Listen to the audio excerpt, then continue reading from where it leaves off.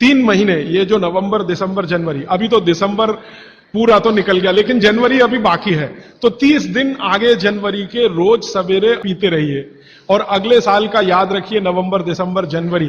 तो ये 3 महीने पिया तो पूरे साल भर का कचरा निकालता है, और अगले सालों की गारंटी, हार्ट अटैक फ्री। जहां जहां गन्ना होता है वहां गुड़ बन सकता है। आप गुड़ बनाने वाले को बस संपर्क कर लीजिए कि देख भाई, तू इसमें वॉशिंग पाउडर मत डालना, तू इसमें वॉशिंग पाउडर मत डालना, लगे तो 2 रुपए किलो ज्यादा ले लेना। तो वो जो 2 रुपए किलो का लालच है वो ही उसको ईमानदार बना देगा। आप ले लो उससे। वो कहता है जी मेरा गुड़ 15 रुपए किलो, आपको मैं 17 रुपए किलो ले लूंगा, तुम इसमें ये जहर मत डालना। और वो 2 रुपए किलो आपने जो ज्यादा दिया वो जिंदगी के लिए कोई घटिया सौदा नहीं है, बहुत फायदे का सौदा है। तो गुड़ बनाने वाले इस देश में आज भी हजारों की, लाखों की संख्या में है, गांव गांव में है। आप उनसे संपर्क कर लीजिए और कोई एक गुड़ का केंद्र ही शुरू कर दीजिए। आपके आपस में सब लोगों को, जितने कम से कम 500-700 लोग यहां बैठे हैं, इतने घरों के लिए गुड़ आ सकता है, जरूरत के हिसाब से आपको उपलब्ध हो सकता है। तो ये मत कहिए कि मिलता नहीं, हर चीज इस देश में मिलती है, छोटे छोटे गांवों में भी उपलब्ध है। कुछ लोग गुड़ खाइए, कुछ लोग काकवी खाइए, माने जिसको राब कहते हैं। जितना जाड़े का समय है ना, नवंबर, दिसंबर, जनवरी, फरवरी तक राब भरपूर खा सकते हैं। दही में राब खाइए, दूध में राब खाइए, हलवा राब का बनाइए, गुड़ का हलवा बनाइए, गुड़ दही में खाइए, गुड़ दूध में खाइए। अब गुड़ को दूध और दही में खाने का नियम है, वो बागभट्ट जी कहते हैं। वो कहते हैं जी दही में मिला के गुड़ खाया जाए, दही में मिला के गुड़ खाइए, दूध में गुड़ कभी मत मिलाइए, दूध में गुड़ कभी मत मिलाइए, दही में मिला के खाइए। तो दूध में कैसे खाएंगे जी? दूध में ऐसे खाएंगे कि पहले गुड़ खा लीजिए, पीछे से दूध पी लीजिए, या दूध पी लिया, पीछे से थोड़ा गुड़ खा लीजिए। दूध में गुड़ मिला नहीं सकते, और दही में कभी भी बिना मिलाए मत खाइए। आप में से कोई बिहार वाले हैं ना, तो वहां पर एक बहुत बढ़िया व्यंजन मिलता है, उसका नाम है दही चूड़ा। दही चूड़ा ही कहते हैं, चूड़ा।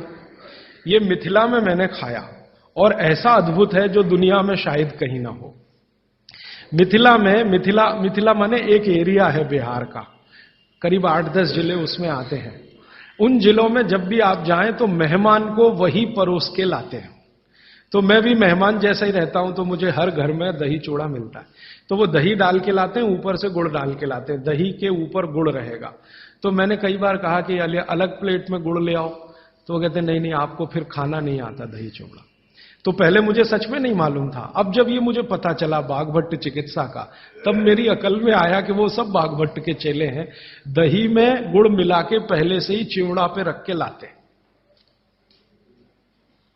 तो दही में गुड़ मिला के ही खाइए। अगर आप दही खा रहे हैं तो गुड़ मिला के ही खाइए। तो दही के कई दोष जो आपके लिए अनुकूल नहीं है वो भी खत्म हो जाते हैं।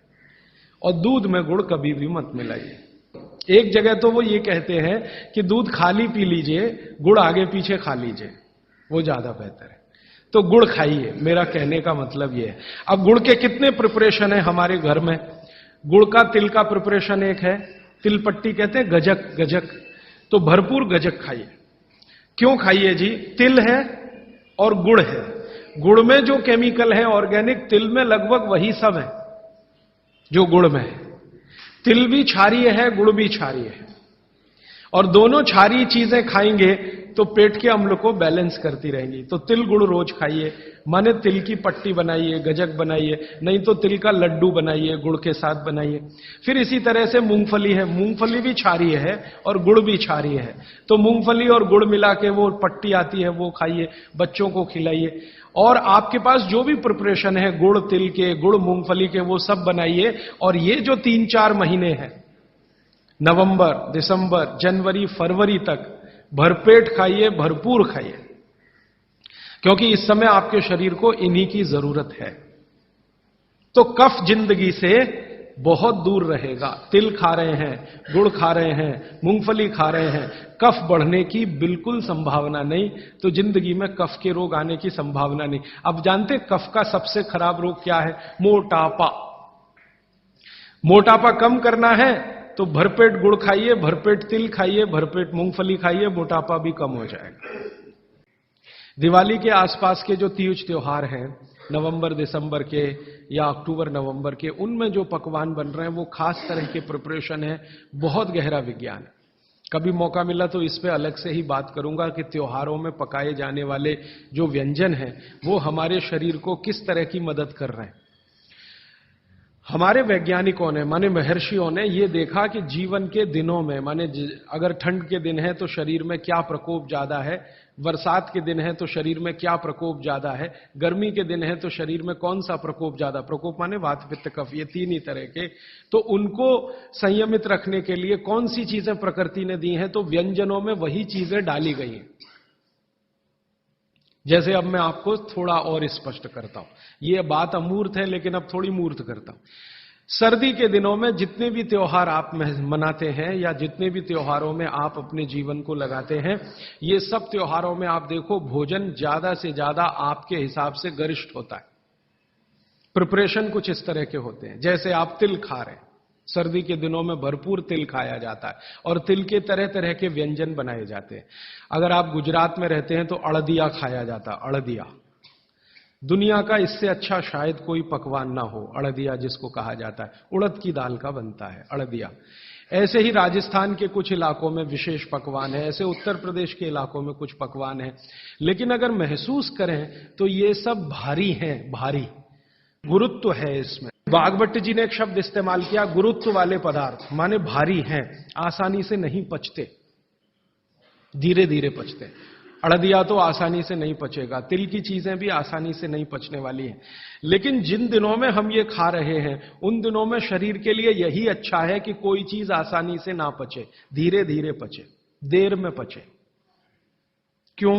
अब ये ठंडी के दिन होते हैं तो ठंडी के दिनों में शरीर में पित्त जो है ना थोड़ा कम होता है, पित्त थोड़ा कम होगा, वात ज्यादा बढ़ा हुआ रहेगा और कफ सबसे ज्यादा बढ़ा हुआ रहेगा ठंड के दिनों में। अब कफ सबसे ज्यादा बढ़ा हुआ है तो कफ का असर हमारी जठर अग्नि पर है। अब कफ का असर जठर अग्नि पर है तो जठर अग्नि भी थोड़ी कम रहती है, थोड़ी, जो गर्मियों के दिनों में वो भड़कती है उतनी नहीं होती। तो अगर आपकी जठर अग्नि कुछ कम है, कफ के प्रभाव में है, तो आप भोजन भी ऐसे खाइए जो तुरंत पचने वाले नहीं है, धीरे धीरे पचने वाले हैं, ताकि जठर अग्नि उसके साथ मेल कर ले अपनी गति का। ऐसे समझ लो जठर की गति कम होती है तो खाए जाने वाला खाना भी कम गति से पचने वाला हो तो बहुत अच्छा है। तो सोच समझकर यह तय किया गया कि सर्दी के दिनों में तिल खाना है, सर्दी के दिनों में मूंगफली खानी है, सर्दी के दिनों में गुड़ खाना है, सर्दी के दिनों में घी सबसे ज्यादा खाया जाता है। और आपने अक्सर वैद्यों से सुना होगा सेहत बनानी है तो यही दिन सबसे अच्छे हैं, माने खूब अच्छा अच्छा खाओ। और भगवान का दिया हुआ भी इन महीनों में भरपूर होता है। तिल भी इन्हीं महीनों में आते हैं, मूंगफली भी नई इन्हीं महीनों में आती है, चने भी इन महीनों में नए आते हैं। तो अच्छा खाना खाने का समय यही माना जाता है सर्दियों का। और अच्छा खाना वो जो गुरुत्व वाला है, गुरुत्व वाला वो जो थोड़ा धीरे धीरे धीरे धीरे पचता है। तो कितना बड़ा मेल बिठाकर हमारे लोगों ने हमारे व्यंजनों को त्योहारों के साथ जोड़ा। आज आप काढ़ा पीने जा रहे हैं, वो अर्जुन की छाल का काढ़ा है। अर्जुन की छाल का काढ़ा आप जानते हैं वात को सबसे तेजी से कम करने वाला है। शरीर की जो एसिडिटी होती है ना, रक्त की एसिडिटी, एक होती है पेट की एसिडिटी, उससे भी ज्यादा खराब है रक्त की एसिडिटी। खून की अम्लता ही है जो हार्ट अटैक लाती है। तो रक्त की एसिडिटी को कम करने की दुनिया में सबसे बड़ी ताकत अगर किसी चीज में बागभट्ट जी ने बताई है तो वो अर्जुन की छाल है। तो आज आप काढ़ा पिएंगे अर्जुन की छाल का।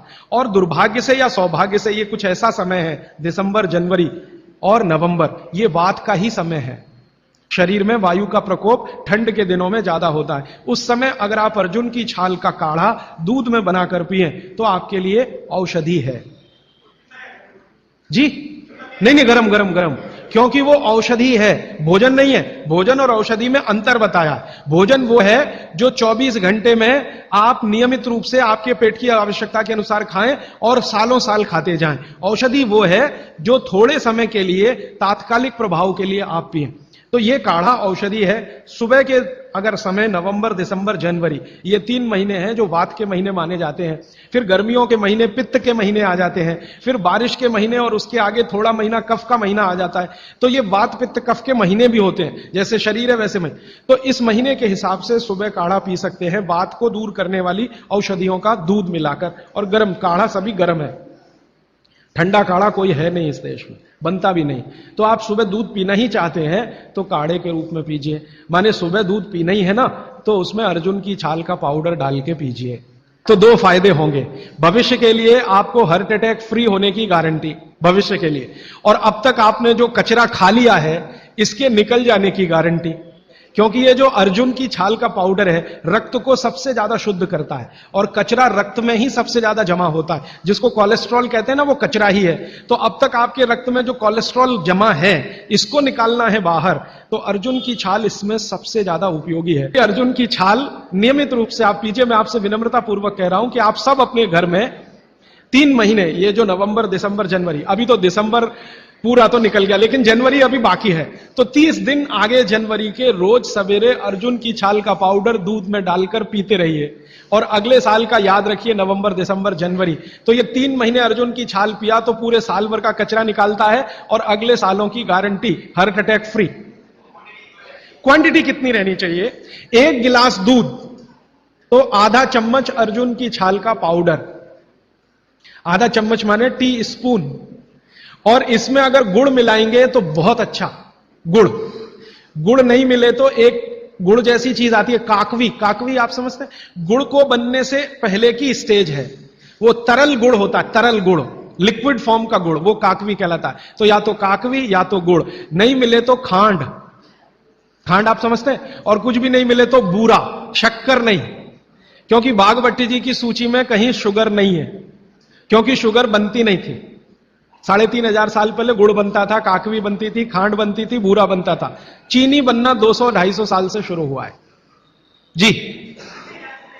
जी मिश्री बहुत अच्छा, बहुत अच्छा आपने कहा, मुझे भूल गया, मैं आपसे पहले ही कहना चाहता। मिश्री, मिठाइयों में मिश्री सबसे ऊंचे स्थान पर है, गुड़ से भी ऊंची है मिश्री।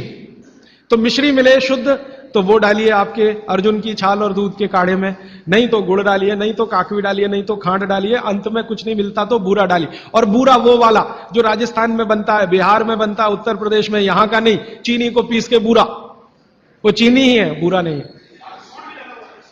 सोंठ है तो बहुत अच्छा है। सोंठ जो है, अर्जुन छाल सोंठ अगर मिला के उपयोग करें तो सर्वोत्तम वातनाशक काढ़ा होता है, सर्वोत्तम।